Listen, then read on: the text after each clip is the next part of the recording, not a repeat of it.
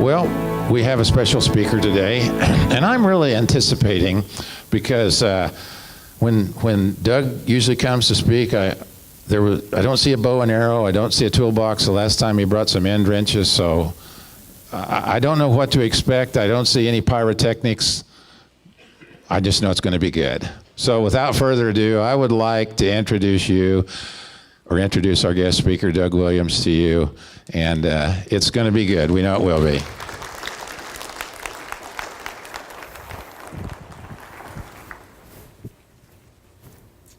Thank you, Jeff.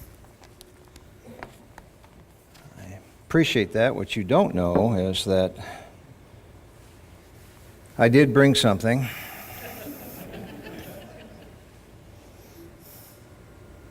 A little old school for those of you who are fairly young. It's a pager.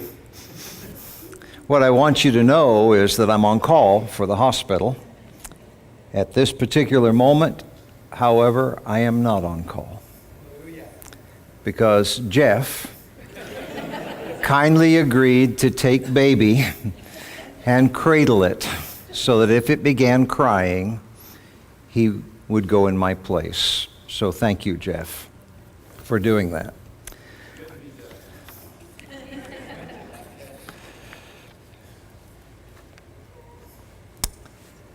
I was also thinking this morning about all the things that go into making this service happen. Have you ever stopped to think about it? I look around, the auditorium is clean. That makes a difference, doesn't it? If you were kicking old paper cups and old Kleenexes and who knows what out of the way, it wouldn't be very pleasant. I was thinking of your AV team back there who coordinate all kinds of things to make this happen. I was thinking of your music team who have to get together and practice, right? They don't just walk up here and do it. They have to practice. It takes time out of their week.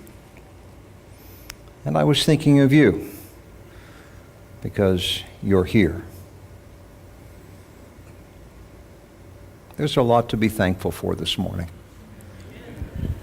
So, with that attitude in our hearts of being grateful and open, I want to tell you some stories this morning.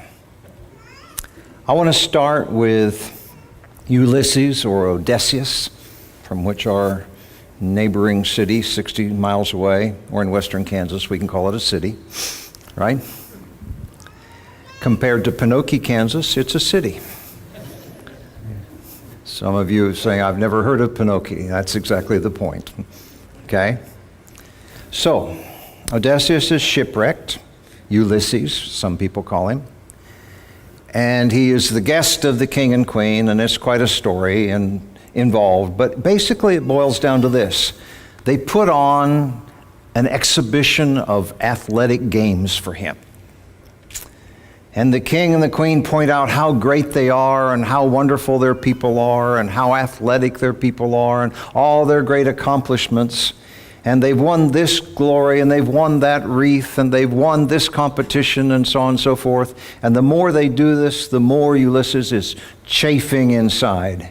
He's getting sick of it because his thought of athleticism, his thought of heroism, his thought of even being a warrior is very different than theirs. And they keep going, but he's a guest and he tries to be mindful. Have you ever been in that kind of a situation where someone was going on and on about something and you didn't agree and you had to kind of keep it down, right? Rein in the ponies that were pulling on your tongue, right? So that out of the abundance of your heart you might not speak things you wish you hadn't. And finally the breaking point comes when the king says, and here is so-and-so, and you can see, and he has won this, and he's won that, and he's done a great job, and because I can tell by looking at you, you're not an athlete, let me point out to you what it is you could appreciate about, and that was it. He never finished his sentence. Ulysses jumped up and said, I am not an athlete. Is that right? And he marches down to the field, and he picks up the biggest discus they have. They had varying sizes back then. And he turns around and he looks at them, and he slings it, and it goes further than any of their people had ever thrown it. And he said, "Which one of you can beat that? When you can, talk to me about being an athlete." He was majorly chafed. Well, that's because Ulysses' concept that he had grown up with was that an athlete, a hero, a warrior was not someone who sought awards, was not someone who tried to get prizes, was not someone who tried to get the kind of recognition that comes with fame and glory. They were people, and the word in its basic form meant who protect others, or who serve others, who brought glory to their city-state, or to their region, or to their country, but they didn't seek it for themselves. And they most certainly didn't walk around saying, "Looky what I got, jingle, jingle, jingle." I really resonate with that, and I guess that's why I really chafe at the bit. I get sick to my stomach, frankly, when I see athletes pretending to be hurt to get a foul. I am deeply troubled when I see deception and dishonesty used to win a game or a championship. I am even dishonored when I see an athlete intentionally harm another one for the purpose of injury. There is no glory in that. There is no honor of that. And if a championship is won on that basis, it is fake. And that's where Ulysses came from. That was his mindset. So along comes a young man by the name of Tisamenus. And Tisamenus had heard of these things, and so he paid very careful attention to part of it. He paid very careful attention to what it was that the stories said Ulysses did, but only part of it, only the part about how to become physically adept. He paid careful attention to the disciplines of exercise and diet and practice and technique. And he almost won it all. He came so close. He entered the decathlon, which was running and jumping and wrestling and throwing the discus and the javelin. And except for one wrestling match, he would have won it all.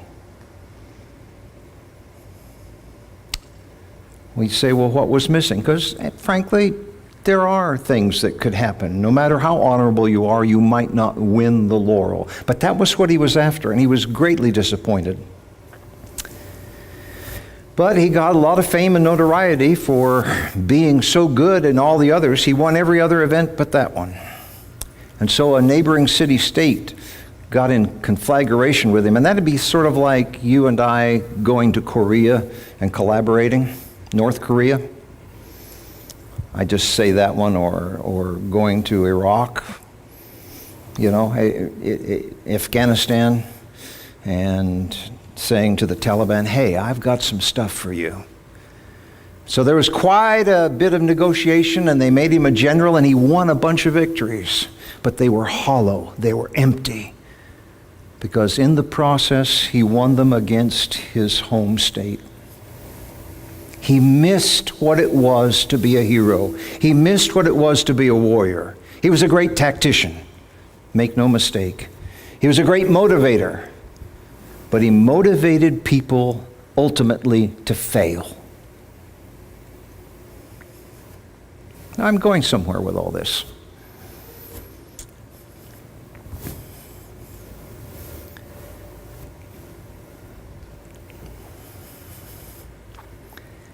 Can you imagine what it would be like to finally arrive at a point in your life when you thought you had it all, and the things that you ultimately discovered mattered most to you crumbled and went away. And you had a shelf lined with trophies and gold and medals and photographs and all kinds of stuff. And what you went home to was basically reminders of what wasn't.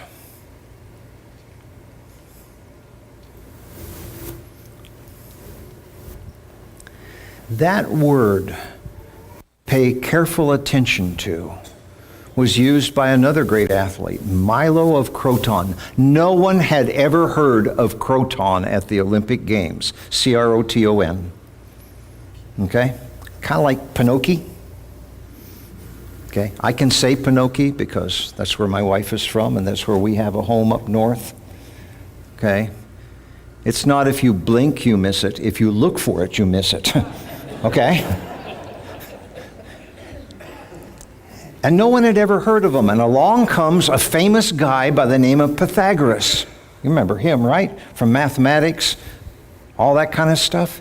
And Pythagoras looked at them and looked around all these able-bodied young men and said, whoa, we can do something with this. And so he began to assemble an Olympic team from a place that no one had ever heard of. They didn't have as many people. They didn't have all the talent that the bigger places had. They didn't have all the resources. But Pythagoras began to train them in what it meant to be an athlete, a hero, a warrior. And so when they trained, they didn't train to win. They trained to do their best, to take care of others, to have character. How did they do this? Well, in the mornings, they would get up and they would help the farmers move the cattle from one place to another by picking them up and carrying them. Okay? They had to work up to it, right? They started when they were small, when they were calves, and they worked their way up. Or they'd put more than one goat or sheep over their shoulders, and if they weren't real heavy, then they did more work. They would help the widows in ways that were needed. They helped people who suffered calamity, and little by little, they began to grow into these incredible physical specimens. And one of them, named Milo, was a man who stood in the way of another man who almost won it all, who won everything in the pentathlon except the wrestling because he was beaten by Milo, who no one had ever heard of. And Milo went on to win 5 successive gold medals, we would call them today. But that wasn't why he did it. And Pythagoras stayed with him, and this was the way they went. And for a quarter of a century, Croton dominated the games.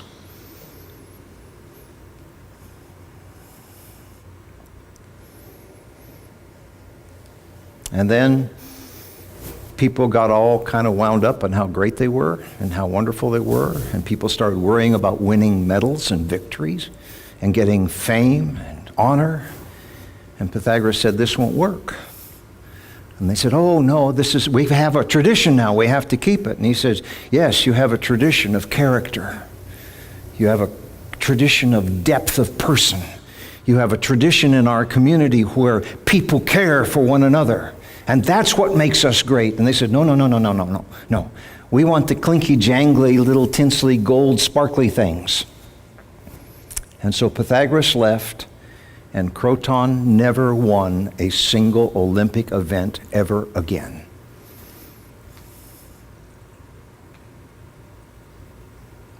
And those are the stories for today. I want you to think about that just a little bit. They didn't pay attention, and Pythagoras had taught them to pay attention in a different way.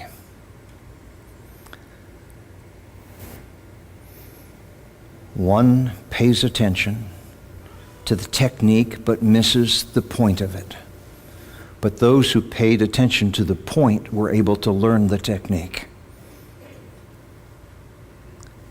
The word proscheko, which in our New Testament is translated to pay attention, comes from a nautical term. Now, every once in a while, my father rarely resorted to expletives that were close to being vulgar or profane. he would occasionally say the word for, and it was usually pay attention when I wasn't paying attention. And I learned to pay attention. And then he stopped using the word and things were much better. So, proscheko was a nautical term which meant to focus on where you were trying to go. If you were trying to go between two shoals to get into the harbor, to focus on the water beyond, to focus on landing the ship on the beach, to focus on steering the ship towards something. Little by little, it turned into keep your eyes peeled is the way we would say it now, right? Have you all heard that term? Keep your eyes peeled? You know? Look ahead. Watch what you're looking at. Be focused. And the problem with that in some ways is that it's become a concept. Right? You all know what the danger of a concept is. The danger of a concept is that it will only remain that. I mean, if it's a good concept. And nothing ever happens with it.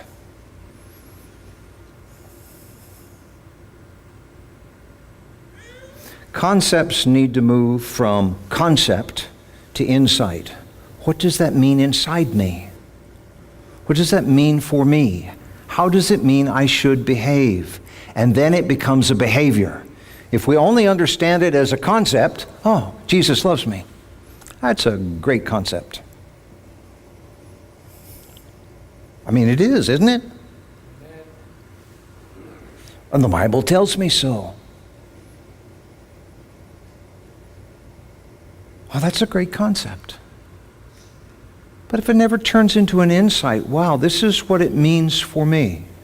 This is how it applies to me. This is what happens to me. It's like being an athlete. Oh, to be a great athlete means to have the right technique to wing that discus way out there. Oh, that's what it means. But if you don't turn it into an insight, well, I'm not as big as others, or I don't quite look like an athlete. How do I adapt? I've always admired a little player by the name of Muggsy Bogues, basketball player. Any of you ever remember him? I'm not particularly tall, but he hit me right about here. He's an incredible player. He made up for all the rest, and he had character. So far as I know, he was an honorable man. Never got caught up in the foolishness and the scandals. And he turned them into behaviors. And that's why I admire him. So taking that idea and the idea of proscheko, we come to the New Testament, and Paul just flips it on his head because Jesus did first. Jesus uses the word proscheko, but he just turns it around backwards and makes you go, what?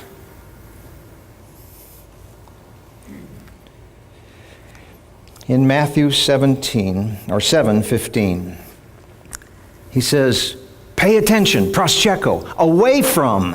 And that's why the title of the sermon is, don't do that some more again, because that's what my dad used to say to me, to kind of get my attention, to turn it around. Instead of just, don't do that again, he'd say, don't do that some more again. And I'd kind of go, oh, wow, this must be important. And Jesus says, proscheko, away from. Pay attention away from the Pharisees or the Sadducees or so on and so forth. In Luke chapter 12 and verse 1, he says, be on your guard. And that word guard there is proscheko. And it just translated, pay attention away from the leaven of the Pharisees, which is hypocrisy. Okay, that's about the Pharisees concept. Okay, now we got to turn it into insight, right? Am I getting too close to a speaker? Or okay. He gave me one of these, so okay, I will. Did that help? Yeah, it did. Okay. To pay attention away from. How many of you ride motorcycles? I like to ride motorcycles. I see some of them. How many of you ride bicycles? Okay. All right. How many of you drive cars? We're going to broaden it here, okay? All right. What happens on a motorcycle, a bicycle especially, but even in a car, if you start looking at something while you're driving? You go toward it, don't you? You head right straight toward it, which is why it is so important for you when you see the red lights and the blue lights and so on and so forth, to deliberately pay attention away from so you don't steer toward it and hit a law enforcement officer or the person they've stopped or whatever else is going on. And that's what Jesus was saying. You have to turn the concept of paying attention into an insight. Oh, this is what I do. I actually do that, and then turn it into a behavior where you turn it away from. Does that make sense? We are dying from an inability to pay attention away from. Now, don't hear me dissing phones and technology. That's not what I'm dissing. I am warning you that the number one killer in the United States as of this moment is inattentiveness, and the primary source of inattentiveness in driving is these. Because we have lost the ability to pay attention away from. Like puppets on strings, buzz, ding ding, dong, whatever noise yours makes. We go, oh, I must.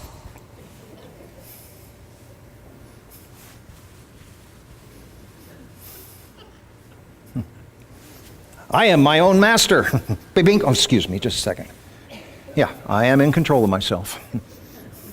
Not really. And he's saying, so what's the real problem? Let's talk about that concept to insight to behaviors. What was the problem with the Pharisees, the Sadducees, the scribes, the false teachers? Well, let me just give you a little list here. One, they were sign seekers. What's the problem with that? Insight. Oh, Lord, I'll believe in you once you prove yourself. He already did.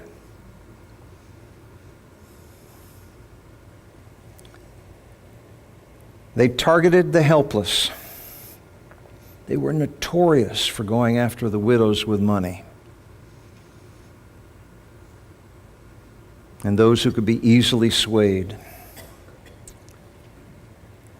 They freely added to God's law. You notice how each one of these has a behavior added to it?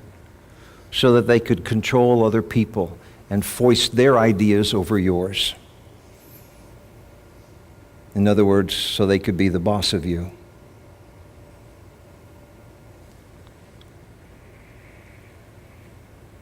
They added burdens to people. They made their lives more difficult because they were right. Insight. Oh, if I always insist on being right, I will probably end up trying to manipulate, argue, or sever relationships with others because they're wrong. Or just something wrong with them. What if it's wrong with me?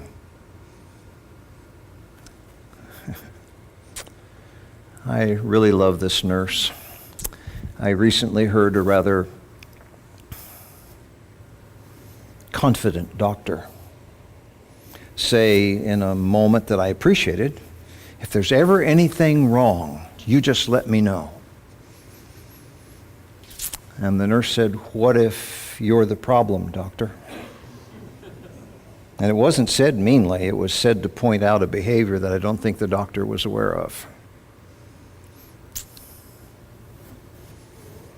You see, concept, insight, behavior. Here's why, because as we do, so we become. Let me say that again. As we do, so we become.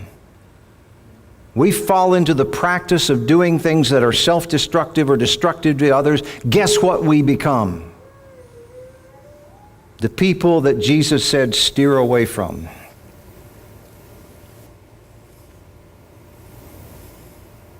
How do you steer away from something you're looking at and focusing on? Pretty hard.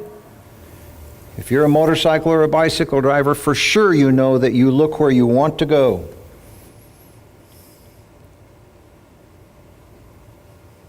Got to miss that sign. Got to miss that sign. It's getting closer. Got to miss that sign. You ever seen that edition of Frasier? Where he gets on the bike and he stares at the sign. My wife kind of likes slapstick humor.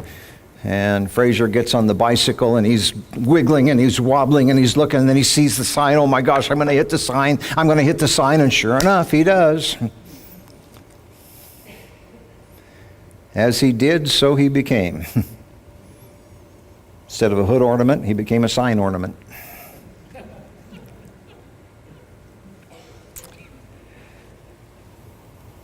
The Pharisees and the Sadducees. Now, I'm hoping that as I read these to you, you will not just say, oh, those people. You'll start saying, here's the concept. What's the insight for me? What behaviors do I have that relate to this? The Pharisees and the Sadducees shut out others. If you weren't totally like me, you can't play in my sandbox.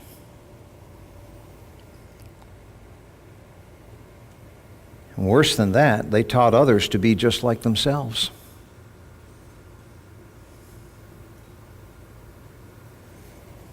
If you're going to play in my sandbox, you got to do it this way.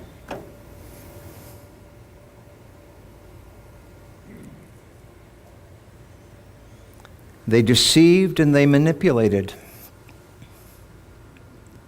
All in the name of truth and justice and character. They majored in minors and ignored the important things. Because it's more important whether you believe this, that, or the other about this particular doctrine than it is how I relate and treat you.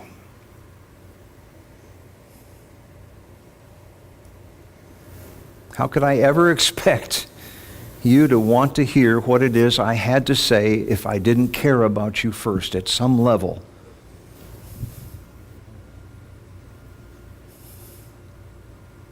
I'll tell you the truth. Well, that's convincing, isn't it? Made every one of you just want to come up here and hug me. Not even close. So,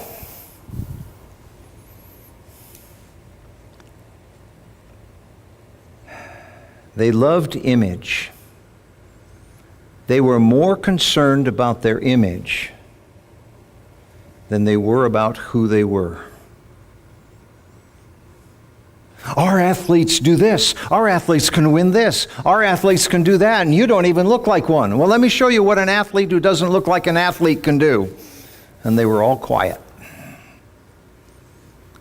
I hope they went from concept to insight to behavior. And actually the story shows that they did. But I'm not sure that they did it for the right reasons. It was like, oh, he threw it further than anybody else. Therefore, we have to honor him. They would have missed the point completely if that was their motive.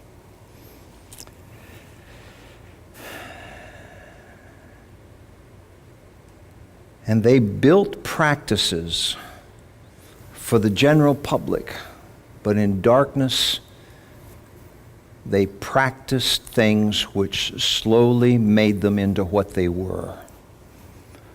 Here's another little tidbit. If we believe that what we project in public is what we're becoming, we are fools.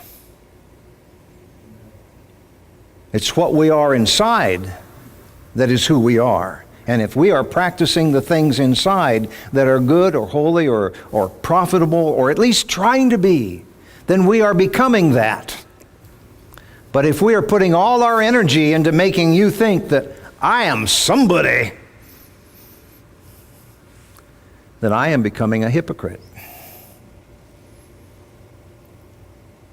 Because without the Lord Jesus Christ, I am nothing.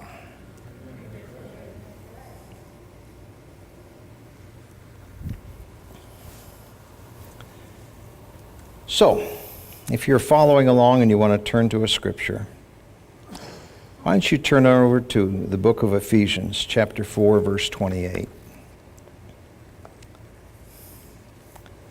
get ready to use that, and we'll wrap it up for today.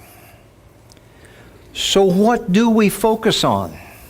I've talked about the things not to focus on, but you have to know what they are to pay attention away from them. Does that make sense? If the semi or the Peterbilt is blocking the road, you probably need to pay attention to the fact that it is and then start deciding what you're going to do. You've got to start paying your attention away from the Peterbilt.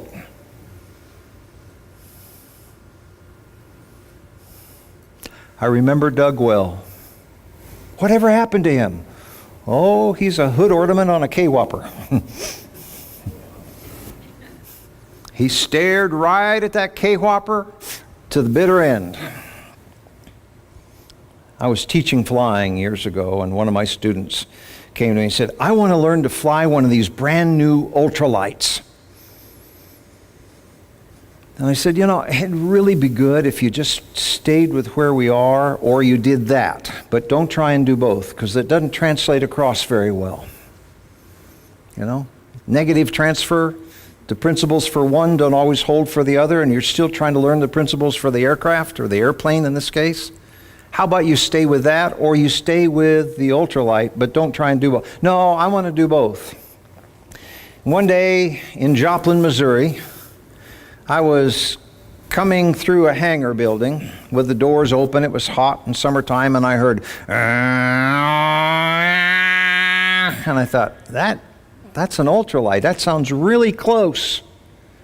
And just as I stepped out, I saw the ultralight fly into the closed doors of the hangar. I mean, wham! Horrible noise, metal building, and hitting it like that, and it just sort of hit about 8 feet off the ground and then fell to the ground in a bunch of pieces. The engine was going, the propeller pieces were going everywhere. Of course, we ran over and hauled him out of it. He had a few broken bones, but he was okay, ultimately. This is a case where concept never quite made it to insight and surely didn't make it to behaviors. Later, I would ask him, I said, what in the world happened? He said, well, I was coming in to land on the taxiway where they told me to land, and I realized I was too high, and so I cut the power. And then I realized I was landing too long, and I knew if I went to the left, there was a whole row of aircraft over there, and I didn't want to tear up anybody's airplanes, and I couldn't get it stopped. And I knew there was a whole bunch of aircraft over here on the right, because there was rows of airplanes like this, and the hangar was right there. And so I added a whole bunch of power, and then I realized I couldn't clear the hangar. There wasn't time, and so I didn't do anything. Which in aviation gives rise to the old adage, almost any decision is better than none at all. Right?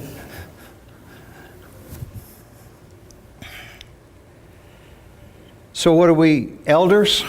If you are here today, you're told to pay attention to yourselves and to the flock. Acts 20. Timothy was told to pay attention to reading, to exhortation, to teaching. All of us are supposed to pay attention to what we learn from the Word of God, Hebrews 12 or 2:1. Especially those things which are fulfilled in Christ. We're supposed to pay attention to those. 2 Peter 1:19. But that's a concept.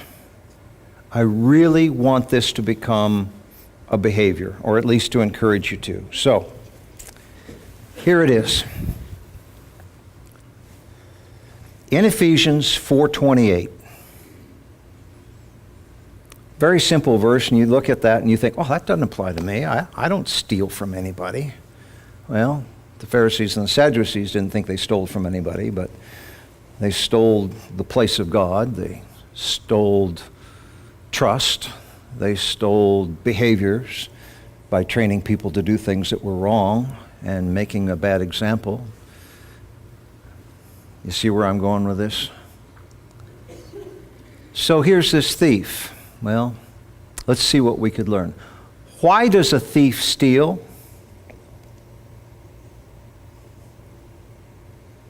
Several reasons. I mean, there's all kinds of motives, but in the end, it's to get what they want, right?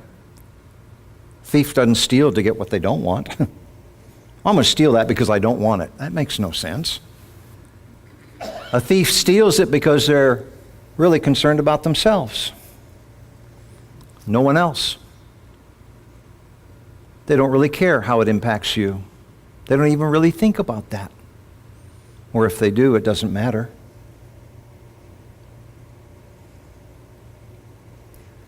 Okay, there's some insight. Here's a little more. It says, instead, let them use the work of their hands so that they can give to others in need. Now look what's happened. The hands, which were once used, and this is all of us, right? Only for ourselves and callous disregard for others, go to work, the hard labor of doing whatever it is that they do that is upright and good. And then instead of focusing on self, oh, this is for me, say, now I have a gift that I can use, at least in part, to help other people. Now notice how the attitude has changed. It's changed from me to you. And the behavior changed. Insight grows into behavior. And thieves who regenerate themselves in this newness of life, who experience this rebirth, report being happier than they have ever been in their lives. You and I can learn to become a people who focus with awareness on ourselves so that the abundance of our hearts, as we do, so we become, can grow into something that is a blessing to other people. And that is the power of Jesus talking about proscheko. We pay attention away from one thing and begin to pay attention toward another. So I'm going to ask you this morning, how are you steering your ship? What harbor are you steering for?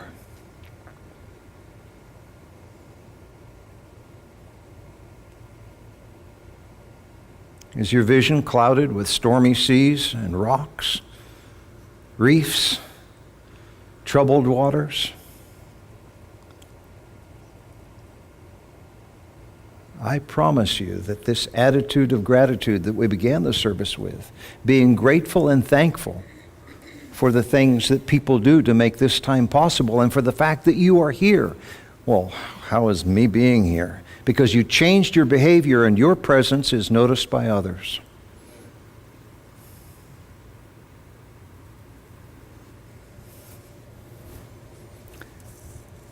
But it's not because it's noticed by others. It's not about image. It's about the stamp of Jesus on your life, inviting others into the circle of His grace. And sometimes just showing up is how you start to become